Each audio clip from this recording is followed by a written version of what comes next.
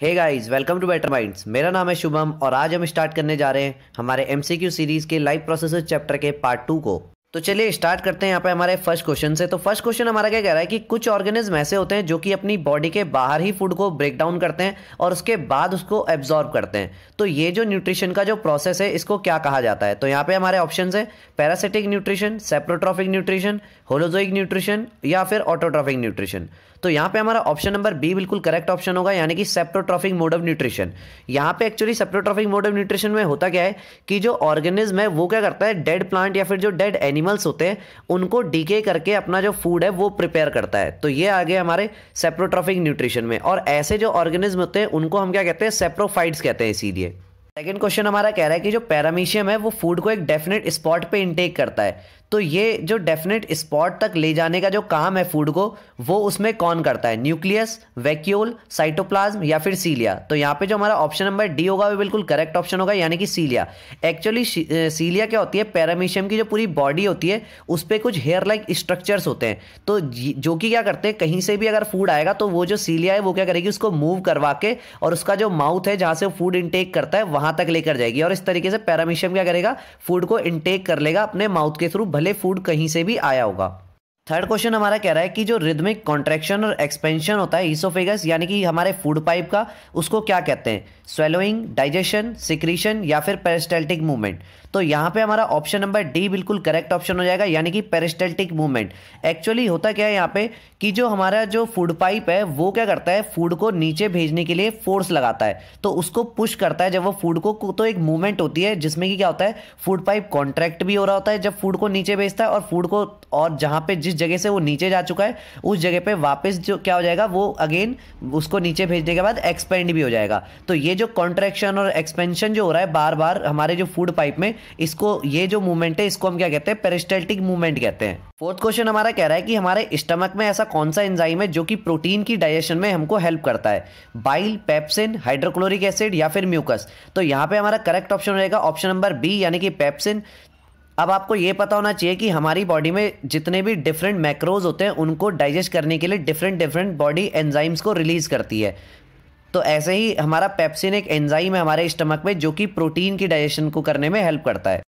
Fifth question हमारा कह रहा है कि जो हमारा फूड एग्जिट हो रहा होता है हमारे स्टमक से और वो स्मॉल इंटेस्टाइन में जा रहा होता है, तो इस चीज़ को कौन रेगुलेट करता है? स्पिंक्टर मसल, म्यूकस, लिवर या फिर हमारा पेनक्रियाज। तो यहाँ पे हमारा option number A correct option हो जाएगा, यानी कि हमारा स्पिंक्टर मसल। एक्चुअल में होता क्या है, जो हमारा फूड है वो हमारे जो स्टमक से डाइजेस्ट होने के बाद चला जाता है हमारे स्मॉल इंटेस्टाइन में, और देन स्मॉल इंटेस्टाइन में उसका फर्दर डाइजेशन होता है और उसके बाद जो होता है फूड का एब्जॉर्प्शन हो जाता है through our blood capillaries. Sixth question हमारा कह रहा है कि जो हमारा ट्रिप्सिन है वो किस चीज़ की हमारी डाइजेशन में हेल्प करता है? फैट, कार्बोहाइड्रेट्स, प्रोटीन या फिर स्टार्च। तो यहाँ पे हमारा करेक्ट ऑप्शन हो जाएगा हमारा प्रोटीन। यहाँ पे क्या होता है, जो हमारा पेनक्रियाज है वो हमारा पेनक्रियाटिक जूस को सिक्रीट करता है, और वहाँ से क्या होता है, पेनक्रियाटिक जूस में वेरियस हमारे डाइजेस्टिव एंजाइम्स प्रेजेंट होते हैं, जैसे कि पेनक्रियाटिक एमाइलेज, ट्रिप्सिन, लाइपेज, ये सारी चीज़ें प्रेजेंट होती है, जिनमें से कि जो ट्रिप्सिन है वो हमारा हेल्प करता है हमारे प्रोटीन की डाइजेशन में। सेवंथ क्वेश्चन हमारा कह रहा है कि जो हमारा लाइपेज है वो किस चीज़ को ब्रेक डाउन करने में हमको हेल्प करता है? तो ऑप्शन है हमारे फैट, कार्बोहाइड्रेट्स, प्रोटीन या फिर स्टार्च। तो यहाँ पे हमारा करेक्ट ऑप्शन हो जाएगा ऑप्शन नंबर ए, यानी कि फैट। अब जैसे कि मैंने पहले ही बताया था कि पेनक्रियाटिक जो जूस है उसमें बहुत सारे एंजाइम प्रेजेंट होते हैं, तो उन्हीं में से एक क्या था, हमारा लाइपेज भी है, और ये क्या करता है, हमारी जो फैट है उसको ब्रेक डाउन करने में हेल्प करता है। अब यहाँ पे एक और एंजाइम हमारा प्रेजेंट होता है जिसको कि अभी मैंने जो एमसीक्यू है उसमें नहीं डाला है, तो वो है हमारा पेनक्रियाटिक एमाइलेज। तो पेनक्रियाटिक एमाइलेज हमारा क्या करता है, स्टार्च की ब्रेक डाउन करने में हेल्प करता है। एट क्वेश्चन हमारा कह रहा है कि जो हमारी स्मॉल इंटेस्टाइन की इनर लाइनिंग होती है उसमें क्या रहता है, बहुत सारी फिंगर लाइक प्रोजेक्शंस होती हैं। तो ये जो प्रोजेक्शंस है इनको क्या कहा जाता है? सीलिया, स्यूडोपोडिया, एल्वलाई या फिर विलाई। तो यहाँ पे हमारा ऑप्शन नंबर डी विलाई बिल्कुल करेक्ट ऑप्शन हो जाएगा। एक्चुअली देखिए होता क्या है, यहाँ पे जो स्मॉल इंटेस्टाइन है उसमें ज़्यादा एब्जॉर्प्शन हो पाए इसके लिए क्या होता है, वहाँ पे विलाई प्रेजेंट होती है। विलाई का काम क्या होता है, ये जो सरफेस एरिया है स्मॉल इंटेस्टाइन का उसको इंक्रीज कर देती है।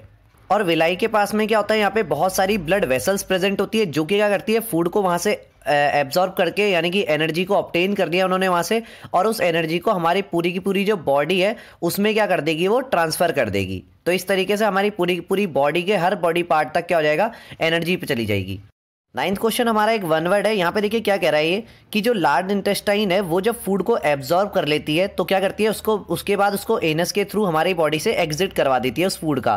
तो ये जो हमारा फूड का एग्जिट हो रहा है ये हमारी बॉडी की कौन सी मसल की वजह से होता है?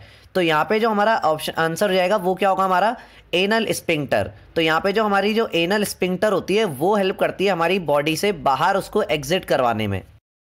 10th क्वेश्चन हमारा कह रहा है कि जो हमारा ग्लूकोज है जो कि एक 6 कार्बन का मॉलिक्यूल होता है वो हमारा क्या होता है एक 3 कार्बन के मॉलिक्यूल में ब्रेक डाउन हो जाता है जिसको कि हम क्या कहते हैं पायरुवेट कहते हैं। तो ये जो ब्रेकिंग डाउन है हमारे ग्लूकोज से और पायरुवेट का ये सेल के कौन से पार्ट में होता है? तो ऑप्शंस है हमारे यहाँ पे न्यूक्लियस में, माइटोकॉन्ड्रिया, साइटोप्लाज्म या फिर गोल्गी बॉडीज में। तो यहाँ पे जो हमारा करेक्ट ऑप्शन रहेगा वो हो जाएगा हमारा साइटोप्लाज्म। तो इसका जो ब्रेकडाउन है वो हमारा होता है सेल के अंदर जो लिक्विड प्रेजेंट होता है जिसको कि हम साइटोप्लाज्म कहते हैं वहां पे। 11th क्वेश्चन हमारा कह रहा है कि जो हमारा पायरुवेट का फर्दर ब्रेकडाउन होता है हमारे ऑक्सीजन के साथ मिलने के बाद वो किस जगह पे होता है? न्यूक्लियस, माइटोकॉन्ड्रिया, साइटोप्लाज्म या फिर गोल्गी बॉडीज। तो यहाँ पे हमारा ऑप्शन नंबर बी बिल्कुल करेक्ट ऑप्शन हो जाएगा यानी कि माइटोकॉन्ड्रिया। देखिए एक्चुअली होता क्या है, सबसे पहले क्या होता है ग्लूकोज प्रेजेंट होता है जो कि एक 6 कार्बन मॉलिक्यूल है, वो ब्रेकडाउन होता है हमारे 3 कार्बन मॉलिक्यूल यानी कि पायरुवेट में, साइटोप्लाज्म के अंदर, जो कि मैंने अभी आपको पहले भी बताया था लास्ट क्वेश्चन में। उसके बाद फिर क्या होता है जो पायरुवेट होता है उसका फर्दर ब्रेकडाउन होता है ऑक्सीजन के साथ मिलके हमारे माइटोकॉन्ड्रिया के अंदर। 12th क्वेश्चन हमारा कह रहा है कि जो रेस्पिरेटरी पिगमेंट है जो कि ह्यूमन बींग्स के अंदर प्रेजेंट होता है उसको हम क्या कहते हैं? तो ऑप्शन है हमारे एल्वलाई, लंग्स, ब्रोंकियोल्स या फिर हीमोग्लोबिन। तो यहाँ पे हमारा करेक्ट ऑप्शन होगा ऑप्शन नंबर डी यानी कि हीमोग्लोबिन। तो हमारी बॉडी में जो ऑक्सीजन की जो ट्रांसपोर्टेशन करवाता है एक जगह से दूसरी जगह तक वो हमारा कौन होता है? हमारा हीमोग्लोबिन। हीमोग्लोबिन के साथ मिलकर ही जो ऑक्सीजन होता है वो हमारी बॉडी के हर एक पार्ट तक पहुंचता है और वहां पे क्या होता है फिर हमारी एनर्जी जनरेट हो जाती है। 13 क्वेश्चन हमारा कह रहा है कि जो हमारा वाटर्स और मिनरल्स का जो ट्रांसपोर्टेशन होता है हमारे रूट से लेके जो बाकी जो अदर पार्ट्स हमारे प्लांट के उसमें वो कौन करता है? Xylem vessels, phloem vessels, companion cell या फिर सीव ट्यूब्स। तो यहाँ पे हमारा जो ऑप्शन नंबर ए है वो बिल्कुल करेक्ट ऑप्शन होगा यानी कि जाइलम वेसल्स। देखिए एक्चुअली होता क्या है यहाँ पे जो वाटर और मिनरल का जो ट्रांसपोर्टेशन होता है वो तो हमारी करती है जाइलम वेसल्स हमारे रूट से लेके और बाकी जितने भी हमारे अदर पार्ट्स है प्लांट के उस तक। लेकिन जो हमारा फूड जो प्रिपेयर होता है हमारे जो प्लांट जो फूड प्रिपेयर करता है उसको बाकी जितने भी हमारे जो प्लांट के पार्ट्स है वहां तक पहुंचाने का काम होता है फ्लोएम वेसल्स का। तो यहाँ पे एक और क्वेश्चन बन सकता है कि जो ऐसी कौन सी वेसल्स है जो कि दोनों साइड यानी कि अपवर्ड और डाउनवर्ड डायरेक्शन दोनों जगह क्या करती है चीज का ट्रांसफर करती है? तो वो है हमारी फ्लोएम वेसल। क्योंकि फूड जो है वो हमको क्या करना है लीव्स से अपवर्ड डायरेक्शन में भी भेजना है और डाउनवर्ड डायरेक्शन में भी भेजना है। लेकिन जो जाइलम वेसल्स होती है वो जो ट्रांसपोर्टेशन करती है वो सिर्फ और सिर्फ करती है हमारे अपवर्ड डायरेक्शन में। 14 क्वेश्चन हमारा कह रहा है कि ऐसी हमारी कौन सी प्रोसेस है जिसकी वजह से जो हमारा वाटर और मिनरल्स है जो कि सॉइल में प्रेजेंट है वो हमारे रूट्स के से लेके हमारी जो लीव्स है वहां तक पहुंच पाते हैं? तो यहाँ पे हमारे जो ऑप्शन है वो है फोटोसिंथेसिस, ट्रांसपिरेशन, डिफ्यूजन या फिर रेस्पिरेशन। तो यहाँ पे हमारा ऑप्शन नंबर बी यानी कि ट्रांसपिरेशन बिल्कुल करेक्ट ऑप्शन हो जाएगा। देखिए एक्चुअली होता क्या है यहाँ पे जो हमारी लीव्स होती है उनके स्टोमेटा के थ्रू जो होता है उनका वाटर का लॉस होता रहता है। अब जैसे ही वाटर का यहाँ पे लॉस होता है तो यहाँ पे वाटर की कंसंट्रेशन कम हो जाती है और जो लोअर पार्ट है प्लांट का वहां पे वाटर की कंसंट्रेशन अभी ज्यादा है। तो यहाँ पे एक प्रोसेस होता है जिसको कि हम ऑस्मोसिस भी कहते हैं। तो उसकी वजह से क्या होता है वाटर जो होता है वो हमारा अपवर्ड डायरेक्शन में ट्रेवल करने लग जाता है यानी कि high concentration to low concentration वो ट्रेवल करता है। तो ये जो प्रोसेस है इसको हम क्या कहते हैं ट्रांसपिरेशन कहते हैं। 15 क्वेश्चन कहता है हमारा कि जो ट्रांसपोर्टेशन होता है हमारा फोटोसिंथेसिस के सॉल्युबल प्रोडक्ट्स का जो प्लांट के लीव्स है उससे और जो बाकी जितने भी पार्ट्स हैं हमारे प्लांट के वहां तक, तो ये जो प्रोसेस है इसको क्या कहा जाता है? ट्रांसपोर्टेशन, ट्रांसपिरेशन, ट्रांसलोकेशन या फिर रेस्पिरेशन। तो यहाँ पे हमारा ऑप्शन नंबर सी यानी कि ट्रांसलोकेशन बिल्कुल करेक्ट ऑप्शन रहेगा।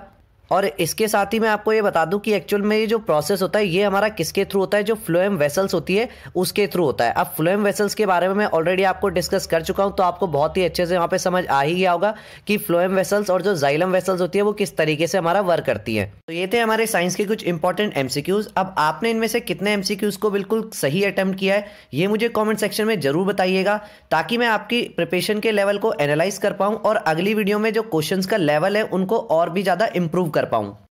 अगर आपको ये वीडियो अच्छा लगा हो तो इसको अपने फ्रेंड्स के साथ भी जरूर शेयर करिएगा। अगर आपका इस वीडियो से रिलेटेड कोई भी डाउट या फिर हमारे चैनल से रिलेटेड कोई भी सजेशन है तो उसको भी कमेंट सेक्शन में जरूर लिखिएगा। मैं कमेंट्स में आपके डाउट्स का रिप्लाई और अपनी नेक्स्ट वीडियो में आपके सजेशन को इंप्लीमेंट करने की पूरी कोशिश करूंगा। तो चलिए मिलते हैं फिर नेक्स्ट वीडियो में। मेरा नाम है Shubham and thanks for watching.